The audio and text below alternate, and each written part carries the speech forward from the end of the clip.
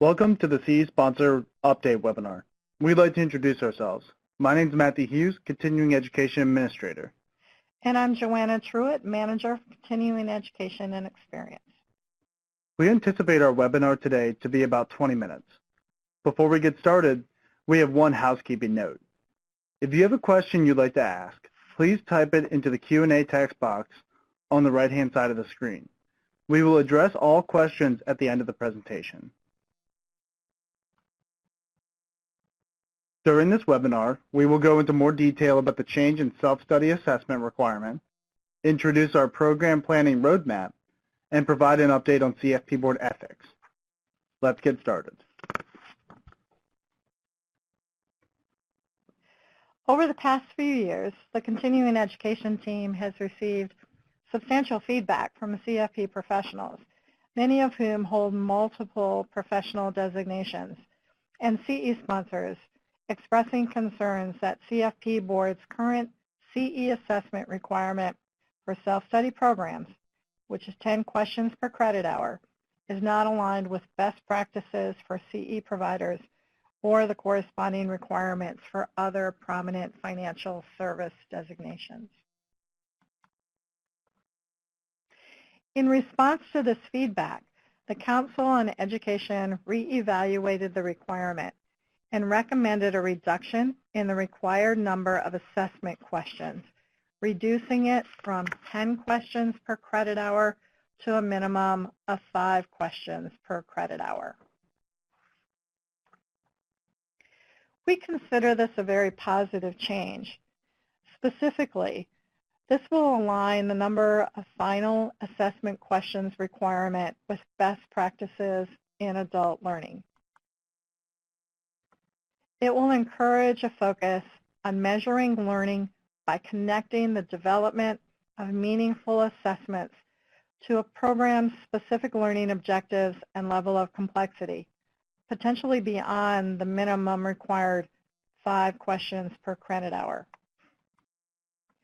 It will encourage CE sponsors to develop and use assessment item banks for their programs, and also ensure a variance in assessments among participants.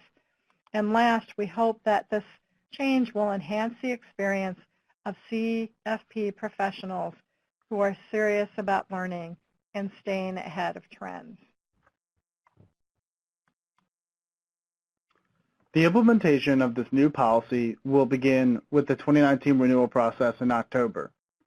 For current programs renewed for 2019, the 5-question minimum could be implemented as early as October 16th when the renewal period opens.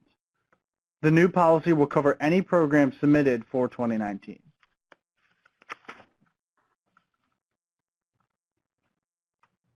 The Council on Education CE and Quality Work Group is developing a series of documents that support CE quality standards for each step in the program planning process.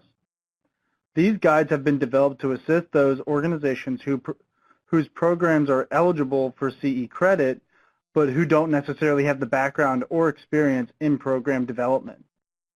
We see them as another resource in the CFP Board Sponsor Toolkit to help all of our sponsors design quality programs using best practices.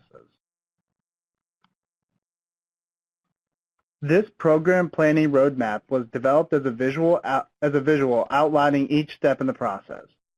The guidance documents will provide practical tips and examples for many of these steps. To date, the following documents are now available: writing meaningful learning objectives, defining levels of complexity, developing a learning plan, and designing a program evaluation. They can be found online under the Resources for CE Sponsors page in the Guides and Recordings section. Additional guides are being developed to cover the CE assessment step.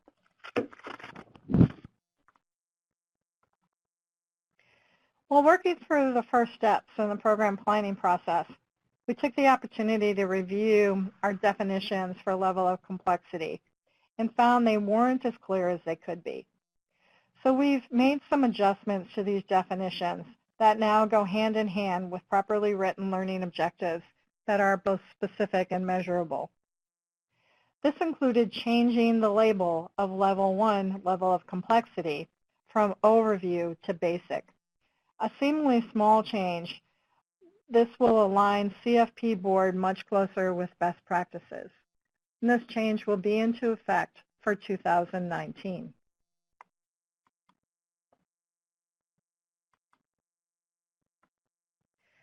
We will be including some best practices in our 2019 terms and conditions in an effort to assist all of our CE sponsors in adopting program planning techniques that will consistently produce high-quality programs.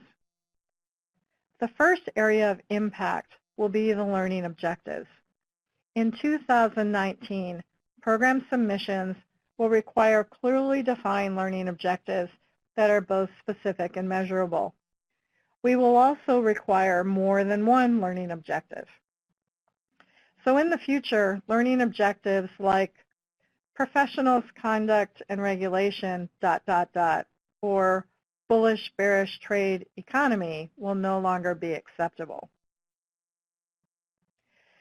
With the self-study programs, we've struggled with a reliable means to enforce the policy that a final assessment not be accessible until the program work has been completed. As we move into 2019, this is one area where we'd like to be more proactive. Working with the CE work group, we will begin to identify reasonable and appropriate steps CE sponsors can take to ensure they are compliant with this requirement.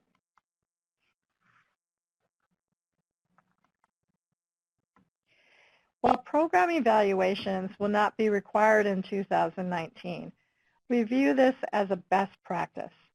We firmly believe that a well-written evaluation is a vehicle to receive valuable feedback about the program.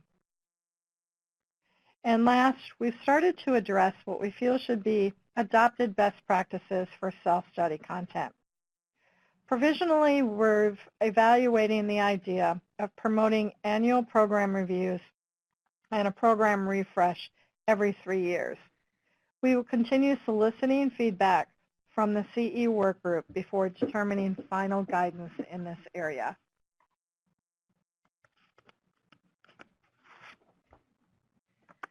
In the past few months, we've received several cases, or had several cases brought to our attention where a CE sponsor's reseller clearly misrepresented the requirements of one or more programs accepted for CFP Board credit.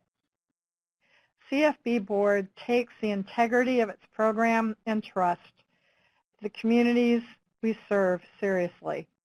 We want to reiterate that our contract is with you, not an entity working on your behalf. When an issue is brought to our attention, each instance is thoroughly investigated to determine the facts. This investigation will always include the CE sponsor who, based on the outcome, will be asked to implement corrective measures to alleviate the issue or prevent it from happening in the future.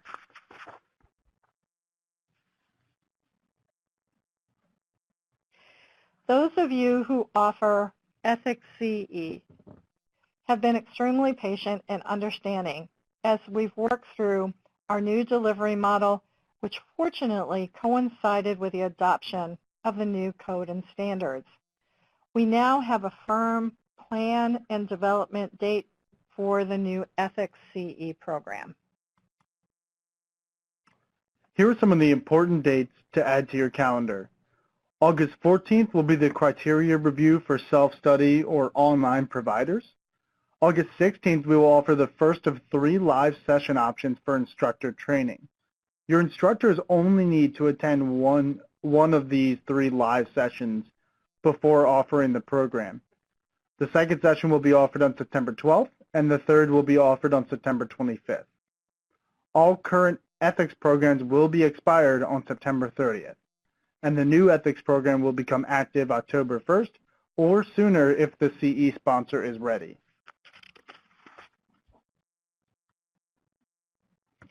We just wanted to reiterate the requirements for the self-study ethics program. Again, for purposes of Ethics CE, Self-study will be defined as a program curriculum offered online through a learning management system of the sponsor's choice. All self-study ethics programs will be audited before their release date. Any deficiencies and/or required changes will be made before the program is marked as active. More details about self-study criteria will be covered in the August 14th webinar. The criteria for an ethics instructor has remained the same, with one exception. We will require all ethics instructors to participate in a live instructor training webinar, which will be highly interactive. Listening to a recording to fulfill this requirement will no longer be an option. As indicated in the aforementioned deployment schedule, we will be offering 3 live webinars between August 16th and September 25th. We will add more sessions in early 2019 as needed.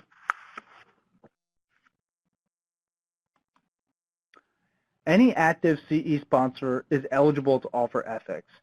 To begin the registration process, click on the CFP Board Ethics link under Continuing Education Providers at www.cfp.net.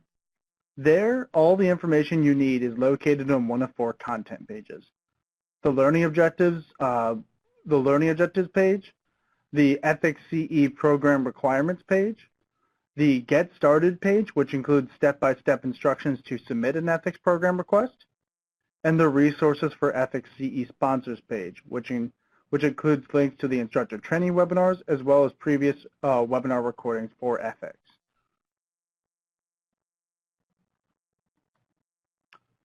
We have reached the end of our formal presentation. As always, we are happy to take your questions on any topics covered here or hear what's on your mind. And we have a couple of questions that have been coming in during the presentation. The first question from Christina has to do with the changes in self-study testing. Would a 1.5-hour courses then need 8 test questions? You're thinking in the right direction.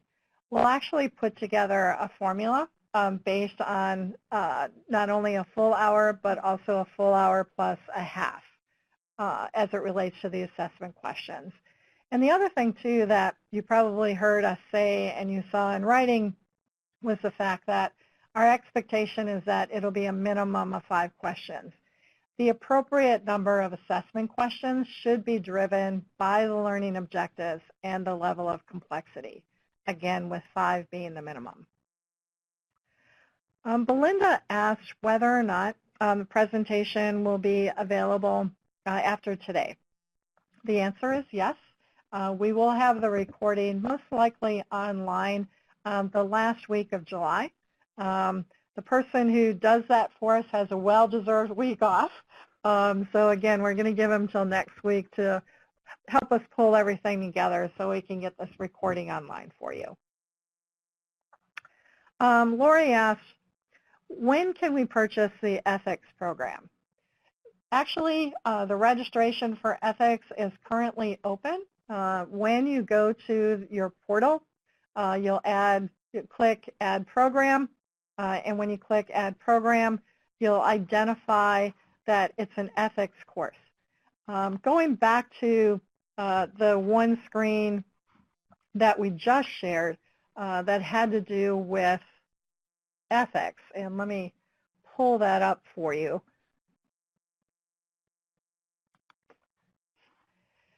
When you click on Get Started, it'll give you the step-by-step instructions on how to submit an ethics program request. And then if you click in Ethics CE Program Requirements, all the details will be there, and it's just a matter of copying and pasting the content that is written here in table format into your request for the program. We'll most likely start reviewing these requests with the next week or so, with the idea then that you would have access to the content the week of July 30th. Sarah asked, for new CE sponsors, can you explain the difference between the different types of CE submissions? we are assuming that you're referring to live and self-study. With the live programs, particularly when you submit a program and you indicate that it is offered live, you'll have access to another drop-down menu where you can identify the type of live course it is. So in other words, is it a program that's associated with a conference?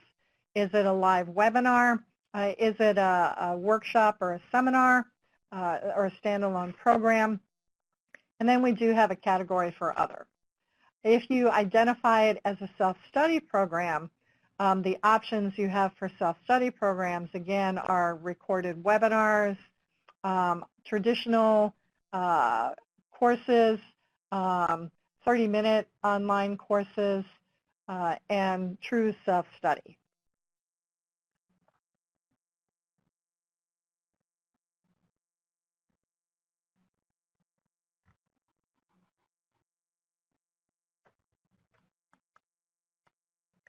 Does anyone else have any questions? Oh, that's all right. We've got one from Dan. The question is, but when is the first time a self-study course can have only 5 final questions per hour? Is this okay for new courses today? The policy has been accepted by our board, and it has an implementation date of October 1st. So we have chosen to implement it in 2 phases. The first phase is after October 16th when our renewal period opens. So for any program that is renewed for 2019, that program, online program or self-study program, can begin to have 5 assessment questions, but not until after October 16th after it's been renewed. For any 2019 program, obviously moving forward then, those programs would have 5 questions. So it's not an immediate changeover. Part of the reason for us holding off until October 16th is to ensure that we have a level playing field for all of our CE sponsors, and we're giving all of you enough notice to be able to make the changes and adaptations that we know you have to in the system.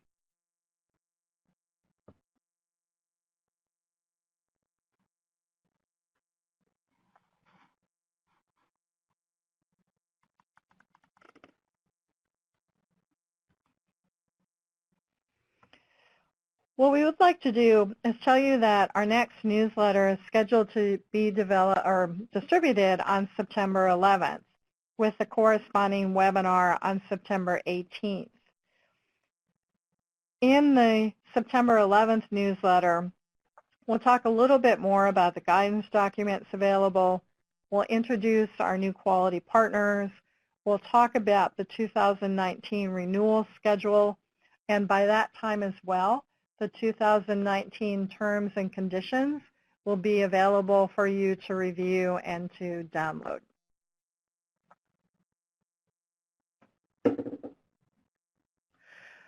Jonathan asks, are live sessions now required to have assessment questions? Nope, only self-study programs. So there's no change to the criteria for live programs. It is only self-study.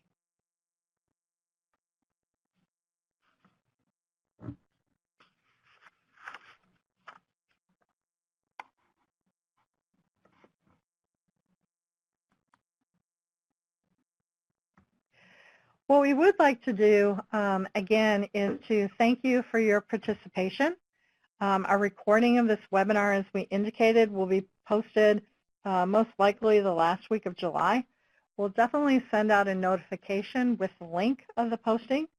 If you have any questions, please do not hesitate to contact us. I think you know where to find us. And just to reiterate, our email address is cesponsor@cfpboard.org. .org. CE sponsor at cfpboard.org. Yep, CFP. Sorry about that. We just had a little cramp there. So again, we want to thank you very much for your participation. Hope you enjoy the rest of your summer. And at this point, this concludes the July CE sponsored webinar. Thank you.